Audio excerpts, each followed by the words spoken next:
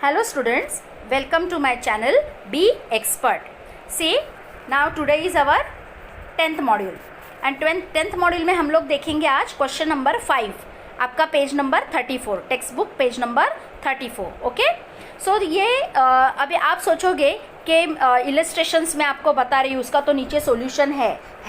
I agree that, लेकिन problem ये है कि कई बच्चे ऐसे होते हैं जिनको वो इफ़ेक्ट्स क्या किए हैं वो भी नहीं समझ में आता उसका सॉल्यूशन देख के भी बहुत बार. और कभी कभी बहुत सारी प्रिंटिंग मिस्टेक्स होती है टेक्स्ट बुक में, जिसकी वजह से भी बच्चों को समझ में नहीं आता कि ये एग्जैक्टली क्या हुआ है. जैसे मैंने आपको कल बताया था, दो जगह पे उन्होंने अनरिकॉर्डेड परचेस और sales question number I think third में वो मिस्टेक्स हुआ है, तो बच्चे कन्फ्यूज़ हो जाते हैं. इसलिए हम लोग पहले क्या करेंगे, सारी एडजस्टमेंट्स जो है वो क्लियर करेंगे. और मैं आपको जो बोलूँगी ना कि ये एडजस्टमेंट बहुत इंपॉर्टेंट है, तो उसको आपको नोट डाउन करके रखना है. जैसे मैंने कल के मॉड्यूल में आपको बोला था गुड्स लॉस बाय फायर का एडजस्टमेंट जो था वो देखिए, ये बहुत इंपॉर्टेंट एडजस्टमेंट है. ठीक है, अभी आज का जो क्वेश्चन है क्वेश्चन नंबर 5 में आपने एक ऑब्जर्व करोगे, आप देखिए ट्रायल बैलेंस में करंट अकाउंट भी है और कैपिटल अकाउंट भी है. तो इन दिस केस क्या करना है हमको, आप देखिए अभी ऊपर आपको क्या बोला है कि Ram and Krishna are partners sharing profit and losses 3:2. तो ये तो मैंने आपको फर्स्ट प्रॉब्लम में बताया था. रेशो कैसे बांटेंगे, 3:2 ना, तो 3 + 2 कितना होता है, 5 होता है. तो दोनों के डिनोमिनेटर्स 5 बनेंगे. कैसे, 3/5 एंड 2/5. तो जो भी प्रॉफिट आएगा इसको 3/5 से मल्टीप्लाई करके हम लोग राम का निकालेंगे हिस्सा और बाद में कृष्णा का शेयर निकालेंगे. ठीक है, अभी इसमें करंट अकाउंट दिया है, तो देखिए सी स्टूडेंट्स, जहाँ पे जिस ट्रायल बैलेंस में करंट अकाउंट रहेगा उस क्वेश्चन में आपको कैपिटल के जगह पे कौन सा अकाउंट खोलना है, करंट अकाउंट खोलना है. ठीक है, देखिए यहाँ पे उन्होंने बोला है कि from the following trial balance prepare final accounts for the year 2018-19. तो हम लोगों को यहाँ उन्होंने बताया नहीं कि कौन से मेथड के अंडर करना है. ठीक है, बट करंट अकाउंट है ना, तो आपको क्या करना है, इसका मतलब हमको करंट अकाउंट ओपन करना है. तो सिंपल, मैंने आपको फर्स्ट वाले मॉड्यूल में बता दिया है कि सेकंड वाले मॉड्यूल में बताया है कि करंट अकाउंट कैसे खोलना है.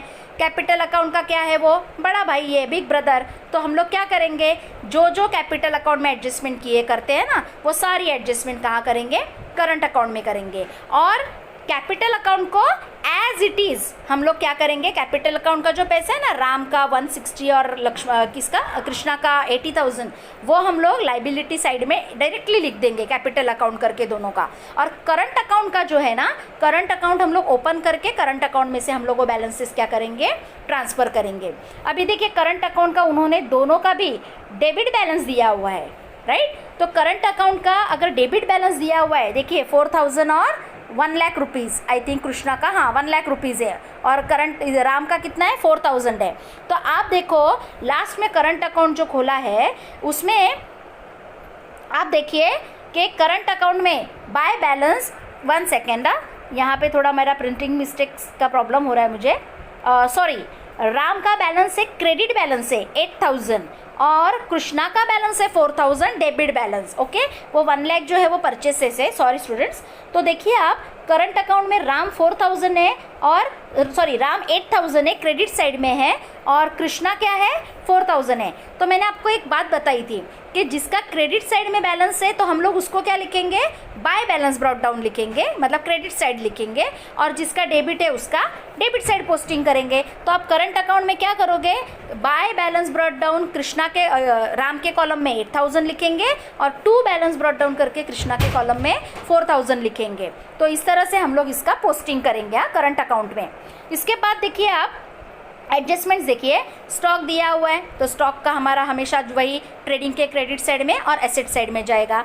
अभी आप देखो क्या लिखा है, Ram is allowed salary 6,000, okay, and Krishna is allowed commission 3% और नेट सेल्स. तो राम को सैलरी मिल रही है, तो हम लोग क्या लिखते हैं, हम लोगों ने पहले ही फॉर्मेट में देखा था, क्या करेंगे हम लोग करंट अकाउंट के क्रेडिट साइड में लिखेंगे by salary, isn't it, by salary लिखेंगे. अभी आप देखोगे यहाँ पे ना इन्होंने करंट अकाउंट खोल के ना बाय प्रॉफिट एंड लॉस ऐसे सब लिखा है. तो नॉट नेसेसरी, आप वहाँ पे बाय सैलरी करके राम के कॉलम में 6,000 लिखोगे तो भी चलता है. ये प्रॉफिट एंड लॉस ऐसा लिखने की कोई ज़रूरत नहीं है. आप डायरेक्टली लिख दो बाय सैलरी बस, और राम के कॉलम में लिख दो आप 6000, और उसको क्या मिल रहा है, कमीशन मिल रहा है। अभी उसका कमीशन भी दिया है उन्होंने, कितना मिल रहा है उनको, 3% मिल रहा है नेट सेल्स के ऊपर। तो अभी इनका सेल्स कितना है, देखो आप सेल्स दिया हुआ है ना ट्रायल बैलेंस में, कितना है 2,08,000। तो 2,08,000 पे आप 3% निकालो, तो जितना आएगा उतना उसको क्या मिलेगा, कमीशन मिलेगा। तो आप क्या लिखोगे, बाय कमीशन, और 6240 किसके कॉलम में आएगा, कृष्णा के कॉलम में आएगा। ओके, अभी देखिए ये जो करंट अकाउंट है इसमें दो ऑप्शन है। एक तो आप प्रॉफिट एंड लॉस अकाउंट सब जगह पे लिखो, और ब्रैकेट में आपने क्या क्या दिया है वो लिखो, और अदरवाइज आप directly by salary bye commission ये भी लिख सकते हो, ऐसा कोई प्रॉब्लम नहीं है कि यही लिखना है सेम। ओके, ऑप्शनल है वो। नेक्स्ट क्या बोला है उन्होंने, अभी इसके सेकंड इफेक्ट कहाँ जाएंगे, आप जो इसको सैलरी दे रहे हो और इसको ये जो कमीशन दे रहे, तो हम लोग सैलरी कहाँ लिखते हैं, प्रॉफिट एंड लॉस अकाउंट के डेबिट साइड में, तो वहाँ ही जाएगा। कमीशन भी कहाँ जाएगा, प्रॉफिट एंड लॉस अकाउंट के डेबिट साइड में, टू कमीशन टू कृष्णा। ठीक है, next provide depreciation plant and machinery, ये तो इजी है, प्लांट एंड मशीनरी में से उतना लेस करो और डेप्रिसिएशन करके, और प्रॉफिट एंड लॉस अकाउंट के डेबिट साइड में। Then 3000 from customer is not recoverable, इसका मतलब क्या होता है कि 3000 ये जो है वो आपको अभी मिलने वाला नहीं है। 3000 from our customer is not recoverable, तो ये क्या बन जाता है आपका, इसका मतलब क्या होता है, बैड डेट्स। बैड डेट्स मतलब पता है आपको, डूबा हुआ पैसा, जो बिजनेस में पैसा डूब जाता है that is called bad debts. तो ये पैसा अभी आपको कभी भी नहीं मिलने वाला है, इसका मतलब ये क्या हो गए, आपके पैसे डूब गए means what, it is new bad debts. तो न्यू बैड डेट्स आप कहाँ लिखते हो, प्रॉफिट एंड लॉस अकाउंट के डेबिट साइड में हमारे फॉर्मेट में जाएगा, और सेकेंड कहाँ जाता है आपका बैड डेट्स, एसेट साइड में, डेटर्स में से आप उतना लेस करोगे। नेक्स्ट देखिए, है ये बैड डेट्स, लेकिन यहाँ पे जानबूझ के उन्होंने अलग लैंग्वेज यूज़ की है कि इज़ नॉट रिकवरेबल। तो ऐसे अलग अलग लैंग्वेजेस यूज़ होती है, तो आप कंफ्यूज नहीं होना है, उसका मतलब समझ के लो और जो एंट्री करनी है वो करो। देन प्रीपेड इंश्योरेंस दिया है, तो इंश्योरेंस में से क्या करोगे आप, उतना प्रीपेड है मतलब पहले से आपने पे करके रखा है, तो इंश्योरेंस में से लेस करो, और सेकंड इफेक्ट आपके लिए वो अच्छा है, तो कहाँ जाएगा, एसेट साइड में जाएगा। अगर आपने कोई खर्चा पे करके रखा है that means it is good for you, तो जो अच्छी चीज़ें हैं वो हम एसेट साइड में डाल देते हैं। अभी ये बाकी ये क्वेश्चन में कुछ भी नया नहीं है, एक साइलेंट एडजस्टमेंट है स्टूडेंट्स। देखो आप क्वेश्चन नंबर 5 के लास्ट में देखिए 12% गवर्नमेंट बॉन्ड्स, तो 12% गवर्नमेंट बॉन्ड्स इसका क्या मतलब होता है, देखिए गवर्नमेंट बॉन्ड्स है ना, ये आपके लिए एसेट है, एसेट के जैसे ट्रीट होता है, तो इसका परसेंटेज दिया हुआ है। तो देखिए अगर परसेंटेज दिया है ना, इसका मतलब आपको उसके ऊपर क्या मिल रहा है, इंटरेस्ट डिविडेंड जो भी मिलता है वो आपको मिलने वाला है, अगर परसेंटेज दिया है तो। अगर परसेंटेज नहीं दिया है तो डायरेक्टली सिर्फ एसेट में ऐसे ही आएगा, लेकिन यहाँ परसेंटेज दिया है इसलिए हमें इसके ऊपर क्या करनी पड़ेगी, साइलेंट एडजस्टमेंट। तो आप कैसे करोगे, 12% गवर्नमेंट बॉन्ड्स, परचेस डेट भी दिया हुआ है 1/1/19 को उन्होंने परचेस किया है, और हमारा फिनेंशियल ईयर ख़त्म हो रहा है 31 को, तो 31 को अगर हमारा हो रहा है मतलब ये जो बॉन्ड्स है हम लोगों ने इस साल में कितना मंथ्स यूज़ किया, 3 मंथ्स यूज़ किया, तो आप कैसे निकालोगे इसके ऊपर का जो इंटरेस्ट है वो कितने हैं, 15,000 है ना, तो 15,000 मल्टीप्लाइड बाय 12%, 12% मतलब कैसे करोगे, 12/100 इंटू कितने महीने के लिए यूज़ कर रहे हो आप, ये 3 महीना आपके लिए आपके पास है, तो 3/12, तो कैसा करना है 15,000 इंटू 12/100 इंटू 3/12, तो इसका जो आंसर आएगा वो क्या मिलेगा आपको, उस गवर्नमेंट बॉन्ड्स के ऊपर क्या मिलेगा, इंटरेस्ट मिलेगा। तो ये बन जाती है आपकी साइलेंट एंट्री।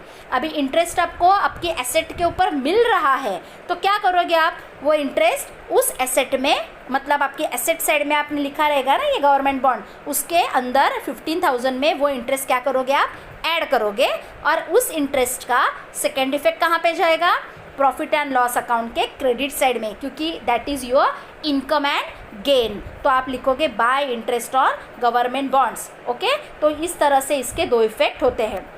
बाकी इस प्रॉब्लम में एक भी और कोई साइलेंट एंट्री नहीं है, सिर्फ ये एक साइलेंट एंट्री थी। अभी करंट अकाउंट का क्लोजिंग करोगे, करंट अकाउंट का क्लोजिंग जो करोगे उसके बाद आपको क्या मिलेंगे, दोनों के बैलेंसेस मिलेंगे। वो जो बैलेंसेस है, हाँ करंट अकाउंट क्लोज करने के पहले, उसके पहले वाला स्टेप क्या होता है, प्रॉफिट एंड लॉस अकाउंट में जो प्रॉफिट आए ना दोनों को, जो अपने 3:2 में दोनों को क्या करने हैं हमको, सॉरी इसका इक्वल रेशियो है इन लोगों का, क्वेश्चन नंबर 5 में इक्वल रेशियो है। तो हम लोग क्या करेंगे, जो प्रॉफिट है वो दोनों को इक्वल रेशियो में हम लोग बांट देंगे। तो दोनों को इक्वल रेशियो में बांटेंगे और वो जो बांटेंगे वो कहाँ पे ट्रांसफ़र होगा अभी नेट प्रॉफिट, यहाँ हमने कैपिटल अकाउंट नहीं खोला है, करंट अकाउंट खोला है, तो करंट अकाउंट के क्रेडिट साइड में आएगा। देखिए यहाँ पे 2 नेट प्रॉफिट था, यहाँ पे क्या आएगा, by net profit current account में, और करंट अकाउंट में आप वो प्रॉफिट ट्रांसफ़र करो और उसके बाद क्या करना है आपको, करंट अकाउंट का क्रेडिट साइड का टोटल सेम जैसे कैपिटल में किया था ना हमने, सेम करना है। करंट अकाउंट का क्रेडिट साइड का टोटल करो, उसमें से डेबिट साइड को माइनस करो, तो जो बैलेंसेस मिलेंगे that balances will what, to balance carried down. और ये जो दोनों बैलेंसेस मिले ना वो अपने जो डायरेक्टली कहाँ पे जाएंगे, बैलेंस शीट के लाइबिलिटी साइड में। करंट अकाउंट लिखोगे, उसके नीचे राम कृष्णा, और ये जो बैलेंस है ना वो डायरेक्टली वहाँ पे ट्रांसफ़र कर दो और उसको दोनों को प्लस करके आउटर कॉलम में ले लो, बस इतना ही करना है। मतलब जब करंट अकाउंट आएगा तो कोई डरने की बात नहीं है। क्या करना है, कैपिटल अकाउंट जो है तो कैपिटल अकाउंट वैसे ही लिख देना है उनके बैलेंसेस, और सारी जो एडजस्टमेंट्स है वो सारी एडजस्टमेंट जो हम लोग करंट कैपिटल में करते हैं वो करंट अकाउंट में करनी है, और डायरेक्टली करंट अकाउंट का जो क्लोजिंग बैलेंस है वो बैलेंस शीट में ट्रांसफ़र करना है। इस तरह से आपकी बैलेंस शीट क्या हो जाएगी, टैली हो जाएगी। ओके स्टूडेंट्स, तो अभी अगर आपको कोई भी इसमें प्रॉब्लम है तो आप मुझे कमेंट करके आप क्वेश्चंस पूछ सकते हो।